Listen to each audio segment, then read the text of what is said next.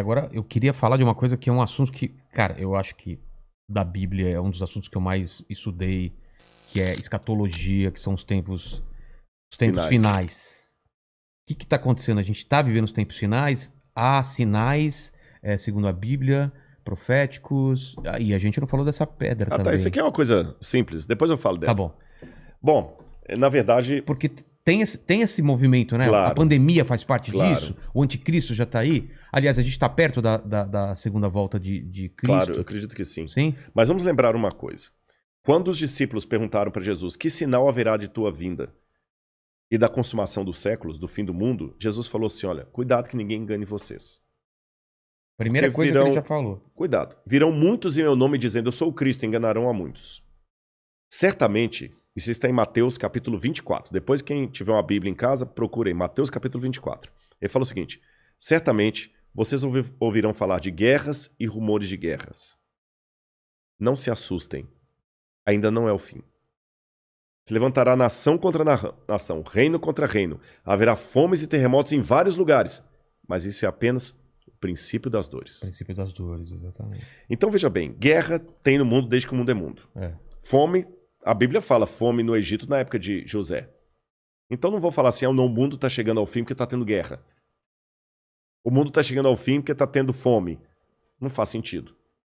Mas o Apocalipse coloca alguns elementos que indicavam quando nós estivéssemos chegando próximos ao fim. Embora, nota de rodapé aqui, ninguém sabe o dia nem a hora da volta de Jesus. É estupidez. Tentar adivinhar. Não, claro, não podemos isso. Você entendeu? Bom, mas a gente pode saber a proximidade dos tempos em que vivemos. Então tem algumas coisas no Apocalipse que são características do tempo do fim. Exemplo, Apocalipse 11, 19. Diz assim, as nações ficaram iradas. Chegou, porém, o juízo de Deus e o tempo determinado para ele dar o prêmio aos seus santos e aos profetas e o tempo para destruir os que estão destruindo a terra. Ora, na época de Cristo não tinha como destruir a terra. O Apocalipse estava fazendo uma profecia de uma época em que a terra poderia ser destruída por seres humanos, coisa que na época do Apocalipse não tinha como.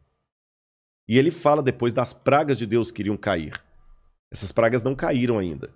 Mas os vislumbres dela... Não caíram? Não. A peste não é... A do Apocalipse, né?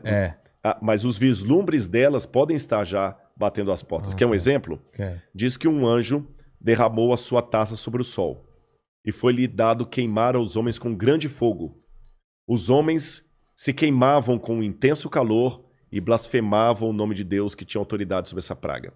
Olha o problema da camada de ozônio, o efeito estufa, o que está acontecendo com o Sol. O outro anjo derramou a sua taça sobre os rios e fontes d'água e mares, que se tornaram como sangue de morto. Sangue de morto não é vermelho, dessa cor. Sangue de morto é escuro, é fétido, é quase coagulado. Como é que está Pinheiros, Tietê, Lagoa Rodrigo de Freitas, as águas do mundo? Poluição. As previsões é que até 2025 a guerra do mundo vai ser pela água. Fala do anticristo, que ia dominar o mundo inteiro de uma maneira algorítmica. Pacífica, porque é um algoritmo. O 666. O que é o 666? O que é o 666? Na época do Antigo Testamento, Deus deu algumas normas para os judeus. O povo do Oriente Médio, ele é muito simbólico, sabe? Ele tem muito esse lance do símbolo que aqui no Ocidente a gente perde. Então o judeu pode olhar, ele usa o paiot, que significa alguma coisa, o kippah, que é aquele chapeuzinho na cabeça. E Deus falou o seguinte, olha, vocês vão pegar a lei de Deus, escrever um resumo da lei de Deus e vão colocar por frontal entre os olhos, numa caixinha aqui, e também na mão de vocês. O judeu hoje usa na mão esquerda. Pode olhar aqui no Muro das Lamentações, você vê o judeu orando lá, né? Baruch atah Beshem Adonai Eloheinu melech haolam. E ele vai orando no muro e ele tá com aquela caixinha preta aqui e outra na mão. Aí no Apocalipse a gente vê que o inimigo, o diabo, que se vale do anticristo, assim como Deus envia o Cristo... o anticristo é a versão do Cristo pro demônio. Pro demônio, o anticristo. Ele faz uma paródia de Cristo. Aí, como Deus no Antigo Testamento pediu aos judeus para ter a lei de Deus na testa e na mão, o anticristo coloca também um sinal, uma marca, na testa e na mão. Então significa uma época em que a lei de Deus vai ser questionada. Nessa época em que a lei de Deus for questionada, diz o Apocalipse, ninguém poderá comprar nem vender, senão aquele que tem a marca da besta e o número do seu nome. Ora, esse número é 666. Aí muita gente pega isso e fala o seguinte, então vou começar a calcular, Hitler dá 666, o Papa, o Saddam Hussein, Bill Gates, até a Ellen White, que é uma pioneira do Adventismo, ela dá 666, mandíbula, todo dá 666, né? No grego está o seguinte, aquele que tem entendimento, calcule. E essa palavra calcule no grego ali é a mesma palavra para faça a contabilidade daquilo que o anticristo vai fazer. E o que o Apocalipse deixa bem claro é que o anticristo vai ser a revigoração do Império Romano, que era o inimigo do povo de Deus. E por que 666? Na cultura da Babilônia, o 6 era o número base para você fazer qualquer cálculo. Era um número divino. Tanto é que quando Nabucodonosor ergue uma imagem, ela tinha 60 côvados por 6. 60 por 6. O 6 era um múltiplo divino. E ali você tem o 666, múltiplo de 6. Agora o Apocalipse fala que ele vai controlar a economia. Os povos da terra vão segui-lo. Ninguém vai poder, falando quem pode pelejar com ele. E o que nós estamos vendo agora é o mundo caminhando pela primeira vez na história para uma unificação mundial. De moeda? De tudo. Parece até teoria da conspiração que eu vou falar, mas não é. O mundo está caminhando para uma unificação. Rodrigo, mas nunca. Aqui no Brasil mesmo a gente vê a briga dos de esquerda com os de direita. O pessoal não está entendendo. Essa unificação não significa unificação de mente, mas unificação de propósito. Que é um exemplo que o mundo pode se unir por um propósito, apesar de se odiar mutuamente? A pandemia. Exatamente. O Irã está usando máscara, Israel também está usando máscara. Os palestinos estão jogando foguete lá em Israel, o Hamas, mas o israelense está usando máscara, o palestino também. O egípcio está usando álcool em gel, o iraniano está usando álcool em gel, o americano está usando álcool em gel, o russo está usando álcool em gel, então o Putin está usando álcool em gel. A mesma coisa o presidente do Brasil, o presidente da Argentina, da Venezuela, o mundo parou. Então é possível essa união do mundo inteiro em algumas coisas mesmo. Ela não só é possível, como ela é um caminho sem volta. Por que está falando tanto em criptomoeda?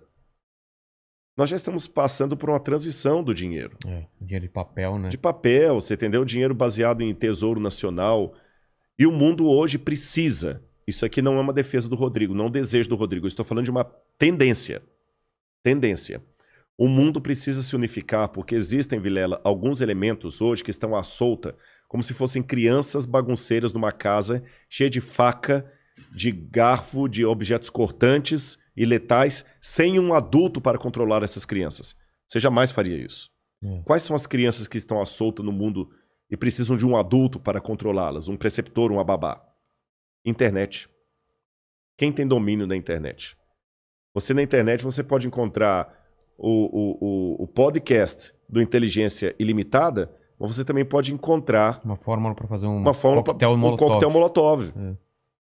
O camarada pode assediar você para fazer parte do Estado Islâmico. Quem controla a internet? Nem os Estados Unidos. Não, está na mão de ninguém. Quem controla tráfico de drogas e de armas em nível mundial?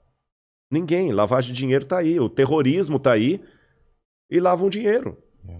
Quem controla bolsa de valores? A economia do mundo não aguenta por mais 20 anos nas mãos da bolsa de valores que é especulativa. Se cair a bolsa de Tóquio, você nunca foi ao Japão, mas você pode perder o seu emprego e essa casa aqui porque caiu a bolsa de Tóquio. O Bradesco pode falir porque teve um crash na bolsa de Nova York. E a gente viu, essa pandemia viu como nós estamos economicamente vulneráveis. Economicamente vulneráveis. Quem controla o terrorismo mundial? Então esses elementos... mais um. A ecologia. Não quero entrar no debate se a Amazônia é nossa ou não é nossa. O fato é que se a gente não cuidar da Amazônia, o mundo todo se ferra, caramba. Você tá entendendo? Então não tem mais esse negócio assim, é meu. Então hoje a gente precisa de um governo único que com leis mundiais controle a internet, bolsa de valores, que vai desaparecer, o reset está aí, controle a economia, gastos, terrorismo e tudo mais. E os países, por mais que continue havendo direita e esquerda, situação e oposição, não interessa, Islã e cristianismo, vai precisar se unir, não porque eles se amam, porque não tem outro jeito. E essa união está muito parecida com o caminho de preparação para o anticristo. Agora, a minha questão aqui não é cair naquela esquizofrenia escatológica de achar agora que qualquer coisa eu tenho que evitar porque senão é a marca da besta. Eu já vi gente, isso aqui é sério, que não quer deixar colocar o revolvinho da temperatura na testa da mão, que aquele é a marca da besta. Calma. Estupidez, não tem nada a ver um negócio desse, gente, tá bom? Agora, quando esse governo único se interpuser entre a minha fidelidade a Deus e a minha fidelidade ao Estado, esse é o único momento em que eu estou livre perante Deus para ter uma desobediência civil, social. Porque a própria Bíblia me ensina a ser obediente às autoridades constituintes. Mesmo quando Nero estava no poder, Pedro escreveu: respeitem as autoridades constituídas. A César o que é de César. Dai César o que é de César. Pague os impostos. Seja um bom cidadão. Que a crise não venha por culpa de vocês. A Bíblia me ensina a ser um bom cidadão. Porém, a própria Bíblia fala: quando o governo der uma ordem... A Bíblia não diz isso explicitamente, diz assim, em termos filosóficos. Sim. Quando o governo der uma lei que vá contra os mandamentos da lei de Deus, como os companheiros de Daniel na Babilônia, enfrente a morte se preciso for, mas não ceda. Talvez essa seja a diferença de um teólogo apaixonado por Deus e pela Bíblia e alguém que simplesmente é um acadêmico livre. Porque que especialista em literatura inglesa, em sã consciência, teria coragem de morrer por sua interpretação de Shakespeare? Mas a Bíblia é um livro que já levou muitos ao martírio para não abrir mão daquilo que a Bíblia ensina. Falou que a segunda vinda de Cristo está próxima. Mas, segundo os eventos, o anticristo chega antes. Chega antes. Ele antecede a volta de Jesus. E já está por aqui? Você acha? Eu acredito assim, lendo a Bíblia, o anticristo, ele é um poder, era o poder romano, porque João já falava lá, o anticristo já opera entre nós. E João fala, muitos anticristos já saíram pelo mundo. Ele só está aguardando aquilo que o detém. Então o anticristo naquele tempo era Roma. Os exegetas veem, a besta era Roma. Só que a Bíblia fala, através do apóstolo Paulo, que havia uma grande apostasia do povo de Deus. Que palavra é essa, apostasia? Eles abandonariam a fé, se uniriam a Roma, e Roma no futuro voltaria travestida de cristã, por isso que é o anticristo, nome que não aparece no Apocalipse, mas aparece nas epístolas de João. Tá. Anticristo, anti em grego, é aquele que toma o lugar de. Então o anticristo é aquele que toma o lugar de Cristo e vai dominar o mundo. Então a minha sugestão para todos é o seguinte, fiquem atentos às propostas governamentais. Qualquer coisa que não infrinja a minha fé naquilo que eu entendo pela Bíblia ser o correto, eu vou seguir. Eu vou me vacinar.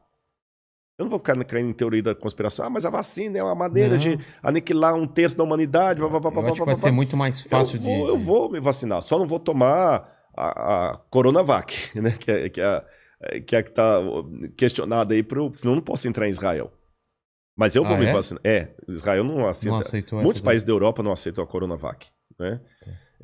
Lamento o Butantan aí, mas a menos que mude o cenário, a Coronavac não está sendo aceita. A Pfizer, ou a Moderna, ou a outra, lá de Oxford. Essas são aceitas.